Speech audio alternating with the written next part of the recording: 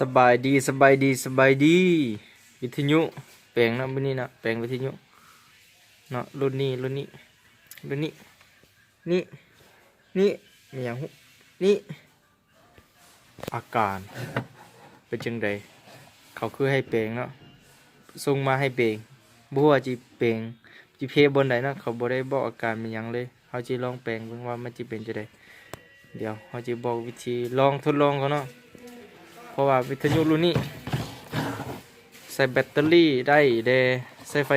220ได้เดเนาะเขาจะเขียนอยู่นี่เนาะมันจะได้ใส่ไฟ220ได้ใส่ไฟแบตเตอรี่6โวลต์ได้ปึ๊บมานี่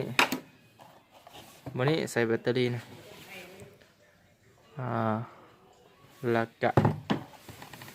2ก้อนนี้เป็น3โวลต์2ก้อนนี้เป็น3โวลต์เป็น6โวลต์ทางนี้เป็นโวลต์ต่อกันจะเห็นว่าเป็นเลขแผ่นหนึ่งต่อบนนี้เป็นลบบนนี้เป็นบวกเขาจะเอาไฟ6โวลต์มาใส่บนนี้ว่ามันจะเปิดได้บ่ถ้าเปิดได้คือจบเลยคือเขาตัวเฮาเนาะคันเปิดบ่ได้เขาค่อยมั่งแปลงข้างในโอเคเอาแบบส่งซากแบบนี้เนาะ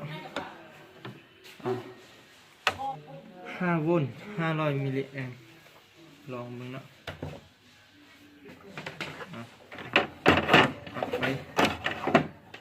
แล้วก็เสียบเข้าไปใส่เลยลบสีดำไปใส่ลบสีแดงใส่บวกลองเปิดดู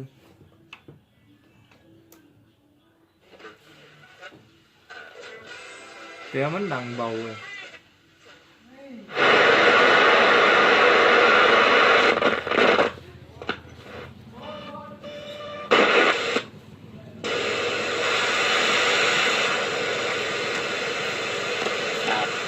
บนเกาหลี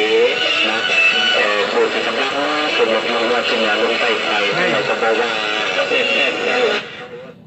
ได้แต่ว่าสวิตช์ทั้งข้างนี่จะบดีเขาจะเฮ็ด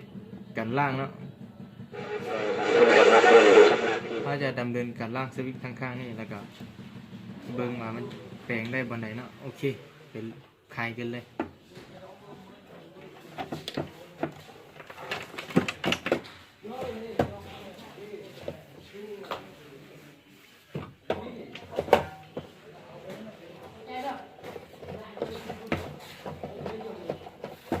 แปลงให้พัง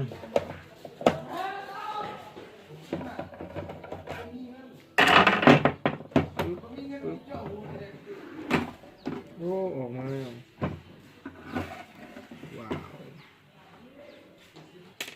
แบบนี้เอง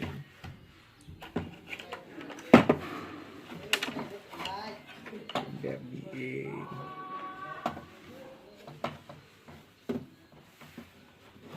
เป็นแบบนี้ไปก่อนเป็นแบบนี้เอง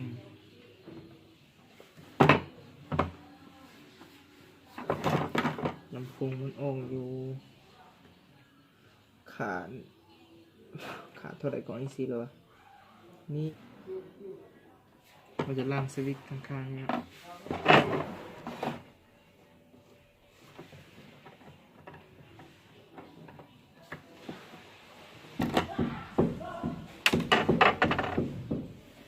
แล้วก็ถ้านี่บอกเก็บไฟเขาจะเห็นให้มันเก็บไฟด้วยวิธีหนึ่งเขาจะบอกนะ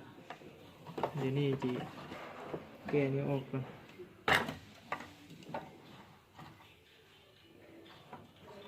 สวิตช์ตัวนี้มันบ่ดีนะเขาจะล่างแบบสบาย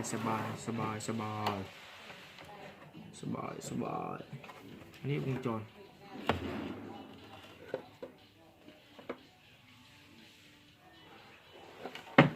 ล่างแบบสบายน้ำมันของเขาไปตามเล็กนี้เข้าไปปึ๊บเข้าไปมาปึ๊บไปปึ๊บมาปึ๊บอ่าอ่าอ่าอ่าอ่าอีกทีนึงเล็ก เล็กบ่ได้น้ำกระเสเล็กน้ำยาล้างไข่ควงน้ำยาล้างล้างแล้วก็เป่าแล้วก็ลองความจริงเขาเสียบปลั๊กไฟ2 ไม่เศร้าก็ได้นะแต่ว่าบ่มีปลั๊กเขาก็เลยเอาเขาสร้างอะแดปเตอร์6 โวลต์มาใส่เขาก็บอกว่าหม้อเบงนี่มันจะขาดเลยบ่ขาดเลยเนี่ยแต่เขาจะเช็คให้เบิ่งวิธีเช็คหม้อเบงอันนี้ซุกเข้าไปก่อนเดี๋ยวใส่มันจะเข้า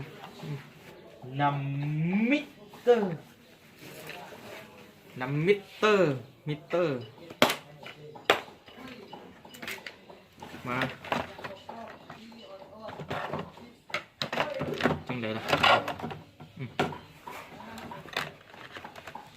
มิเตอร์มาวัดหม้อเบงกันเลยวัดไฟเข้ามานี่เนาะปลั๊กข้างหลังมานี่เราจะวัดโอ้มันมืดเนี่ยปึ๊บคนนึงขึ้นคูณ100หม้อแบงบกขาดมึงกดเข้าดูบกขาดโอเคหม้อแบงดีโอเคหม้อแบงดีฉะนั้นประชาธิปไตยผ่านทางไปสู่ความวัฒนถาวร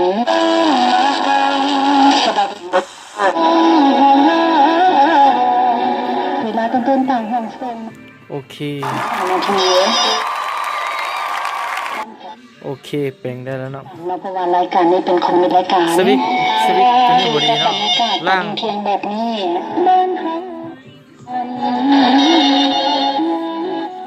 ง่ายน้อยสำหรับสายขอบใจฝากติดตามอย่าเอาเป็นว่าคุณสมุจะหับเขา